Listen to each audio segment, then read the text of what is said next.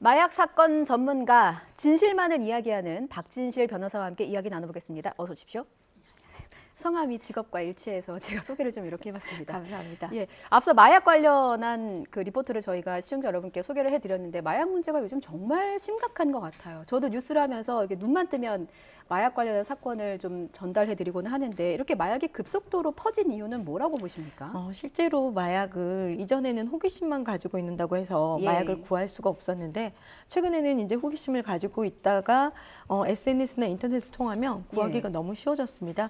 호기심이 바로 일단 행동으로 옮겨지는 이런 상태가 됐고 그 행동이 중독으로 이어져서 지금 이렇게까지 급속도로 확산된 것으로 생각을 합니다. 그렇군요. 이게 사회 전반적으로도 마약에 대한 경각심이 좀 낮아졌다 이런 지적이 굉장히 많이 나오더라고요. 그래서 우리가 실제로 음식을 보면 뭐 마약 김밥, 마약 떡볶이, 이렇게 음식 앞에 마약이라는 단어를 붙이는 것도 문제가 되고 있는데 실제로 마약 관련한 사건 많이 맡으시잖아요.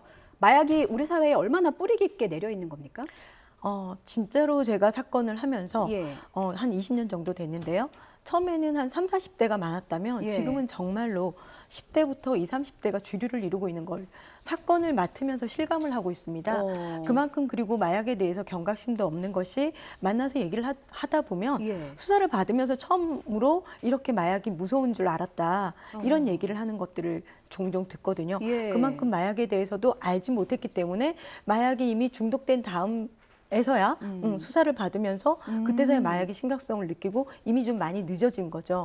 네. 10대들도 많이 늘었던 겁니까? 10대들도 많이 늘었죠. 지금 최근에 통계치를 보면 예. 10대들의 그 증가량이 굉장히 급속도로 빠릅니다. 이것은 뭐 펜타닐 패치 사건도 예, 있었고 다이어트 약 이런 것들을 본인들이 병원에서 처방을 받으면서 이게 불법으로 유통이 되면서 마약 사건이 굉장히 청소년들에게까지 영향을 많이 미치고 있는 것이죠.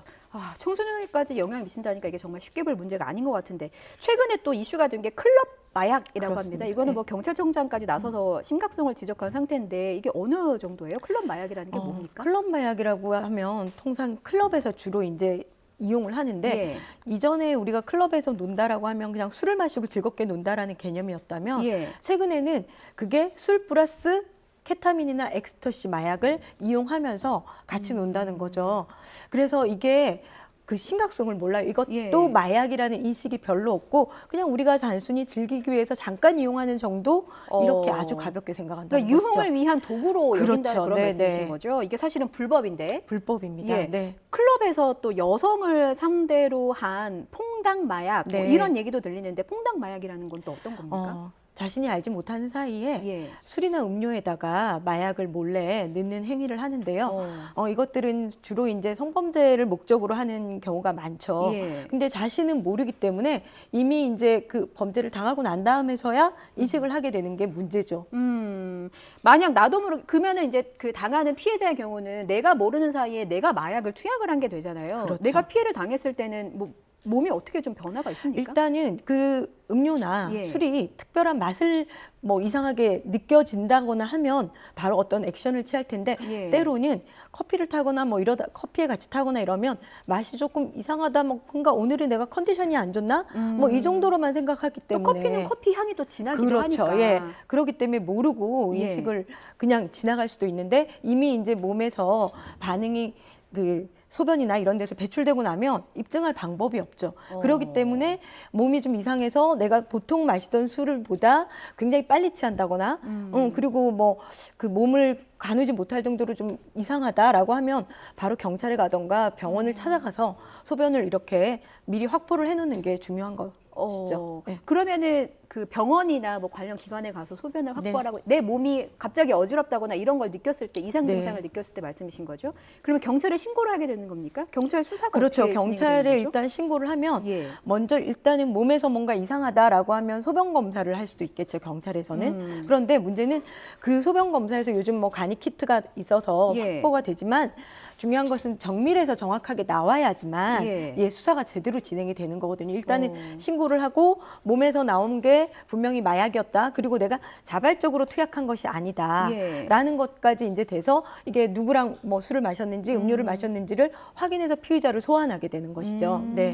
그러면 제가 만약에 피해자라면 마약인 줄 모르고 그냥 물을 마셨는데 어쨌든 마약을 투약하게 된 그렇죠. 거잖아요. 그럼 제가 마약 사범이 되는 건가요? 일단은 몸에서 이제 마약 성분이 나왔기 때문에 수사를 받게 되죠. 예. 다만 마약 사범이 된다는 것은 내가 고의로 예. 자의로 마약을 먹었을 때만 투약을 했을 때만 마약 사범이 되는 것이고 그렇지 않다고 판단이 되면 피해자로서 보호받는 것이죠. 그렇군요.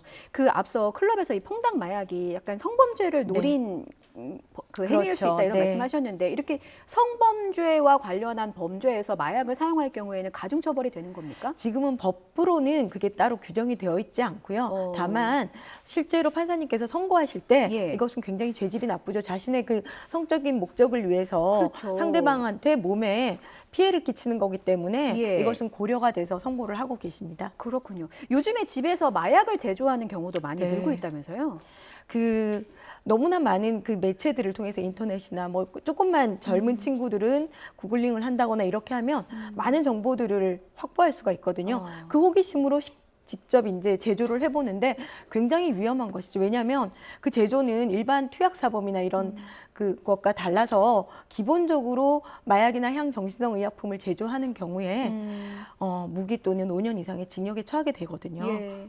참 이렇게 인터넷에 떠도는 많은 정보들이 어떻게 보면 독이든 성배일 수도 있겠습니다. 그렇죠. 그런 네. 생각이 들어요. 지금 정부가 마약과의 전쟁을 선포하면서 이제 마약 사범에 대한 대책도 마련하고 여러 가지 지금 방안을 마련하고 있는 것 같은데 그 마약 사건 전문 변호사시잖아요. 어떤 부분이 가장 좀 중점적으로 대책이 마련이 돼야 된다고 보십니까? 저는 가장 중요한 것은 지금 이미 사고가 터지고 난 다음에 늦죠. 그렇기 때문에 10대, 20대 이런 그 사람들에게 예. 미리 예방 교육을 하는 게 철저히 하는 게 굉장히 중요한 게 일단 저학년부터. 그렇죠. 왜냐하면 예. 마약에 대해서 전혀 모르고 호기심으로 권유하면 별 경계심 없이 경험하고 나서 중독으로 이르거든요. 그렇기 때문에 일단은 지금 마약과의 전쟁을 하고 있는 이 와중에도 예방 교육을 좀 더 철저하게 해야 되고 그 다음으로 저희가 또 고려해야 될 사항은 치료 재활입니다. 아무리 그 마약 사범들을 검거한다고 해도 중독된 사람들이 회복되지 않고는 마약 판매상들은 자신의 돈벌이가 되기 때문에 멈추지 않거든요. 그렇죠. 수요가 있으니까. 네. 예. 그렇기 때문에 공급 사범만 차단할 것이 아니라 수요 사범들, 즉 중독자들에 대해서 제대로 된 치료와 회복이 이루어질 수 있도록 사회에서 직접적으로 많은 노력을 기울여야 그렇게 돼야지만 예. 이 마약과의 전쟁이 성공한다고 저는 생각을 합니다. 알겠습니다. 마약이 이제 특히나 이제 연령이 좀 어릴 때일수록 너무 호기심에 접근하기 쉬우니까 절대 유흥을 위한 도구가 아니라 범죄의 도구가 될 수 있다는 점을 명심하면서 저희가 좀 이원화된 방법으로 대책을 촉구해 보도록 하겠습니다. 여기까지 듣겠습니다. 잘 들었습니다.